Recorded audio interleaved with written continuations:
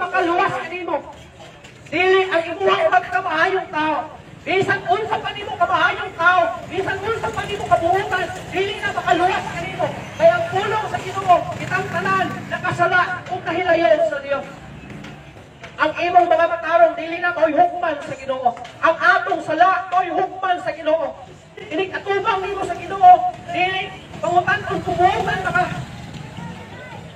Tungod kay ang i-judge sa imuha, ang imuhang pagkadautan.